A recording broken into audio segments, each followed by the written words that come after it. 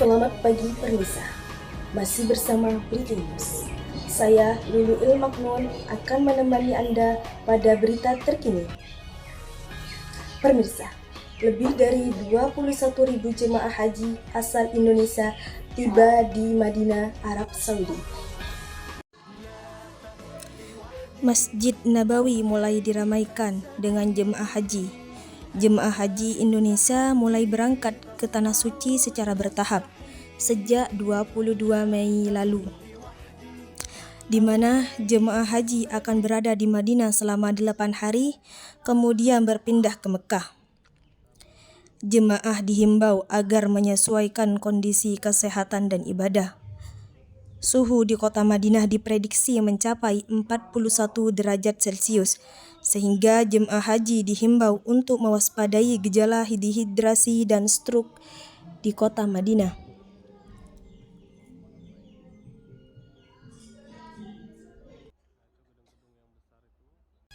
Beralih pada berita selanjutnya. Dalam perayaan Idul Adha 1446 Hijriah, Presiden Prabowo Subianto menyumbangkan hewan kurban sapi di sejumlah masjid, salah satunya di Masjid Istiqlal Jakarta Pusat. Sapi limusin dengan berat 1,2 ton itu didatangkan langsung dari Serang, Banten.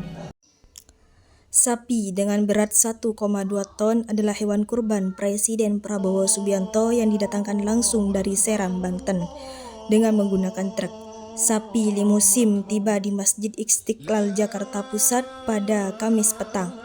Sapi yang diberi nama Brown ini disembelih pada hari Sabtu 7 Juni 2025 dan dagingnya langsung diberikan kepada anak yatim piatu. Selain hewan milik Prabowo, hewan milik Wakil Presiden dan sejumlah menteri sudah sampai di Masjid Istiqlal. Panitia Masjid Istiqlal sudah mencatat menerima 50 sapi dan 80 ekor kambing untuk dikurbankan pada Hari Raya Idul Adha 2025. Beralih pada berita selanjutnya. Akibat hujan deras dengan intensitas tinggi turun di wilayah Pamekasan sejak Minggu malam, pemirsa. Rumah warga di 7 kelurahan Kabupaten Pamekasan, Madura, Jawa Timur terendam banjir. Banjir terjadi karena hujan tinggi sejak Minggu malam hingga Senin dini hari di wilayah Pamekasan, sehingga arus air aliran sungai di Semajid dan Kali Jombang meluap mengenai ratusan rumah warga yang berada di pinggir aliran sungai. Ratusan rumah yang terkena banjir terjadi di 6 wilayah kelurahan dan 1 desa.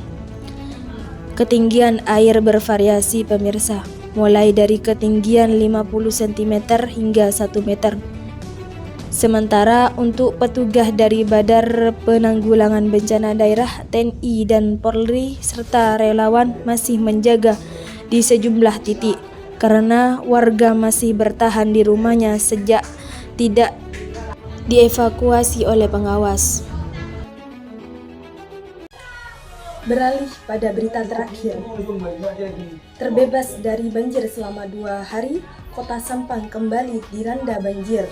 Banjir hampir setinggi 1 meter tidak saja merendam rumah warga, tapi juga perkantoran, sehingga aktivitas warga pun lumpuh.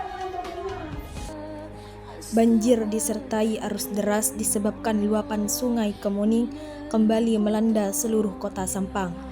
Kamis pagi, tak hanya rumah ribuan warga, kantor Koramil serta Polsek Sampang juga terendam banjir setinggi paha orang dewasa.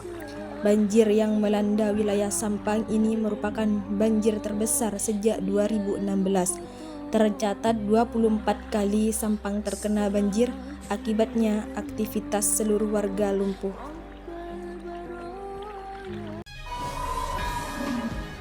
Informasi tadi menutup jumpa kita pada kali ini. Saya Lulu Ilmaknun pamit undur diri, sampai jumpa.